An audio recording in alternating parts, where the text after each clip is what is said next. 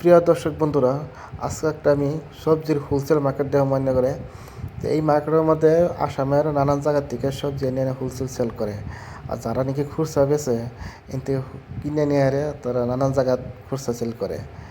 তো wholesale rate কত আর খুচরা রেট কত তাহে আর আমরা কত ডিফারেন্সে আমরা সবজি কিনে খাই, যে হোলসেল কত তাহে আর খুচরা কত কিনে নিই, বা তারা কত লাভ করে সবজির মধ্যে।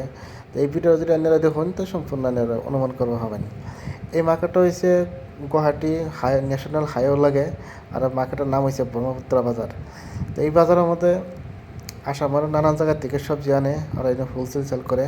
আর আজ সকাল থেকে যেহেতু বাজারটা আরম্ভ, যে সকালে কাস্টমার বা দোকানি বেশিতে, আর আমি এই অল্প দেরি হয়ে গেছে আবার দিনের 3টার সময় আমি ভিডিওটা করছি।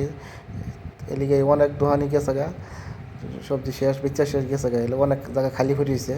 যা কিছু দোকান আছে এই দোকানটির লগে আমি আলোচনা করবো, আর সবজি তারা হোলসেল কত করে ব্যস্ত আছে যে একটা আইডিয়া লইয়াম। তো পড়লে আমি এই দোকান যা জিজ্ঞাসা শুধু কোনো ভিডিও করেছি, তাহলে বিলাই কত রেট কী দাম আছে। বিলাই কত 50 টাকা 50 টাকা পাল্লা কম হবো না।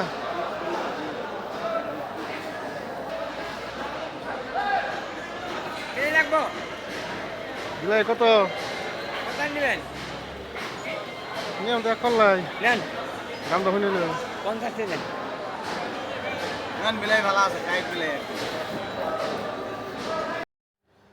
বিলাহীর দাম তো শুনলানি 50 টাকা পাল্লা বলে কইলো। তারপরে এই যে তিতা করার দাম হয়েছে 80 টাকা পাল্লা। আর এখন জিজ্ঞাসিলাম কাঁচামরিচের দাম কইছে 80 টাকা 90 টাকা পাল্লা।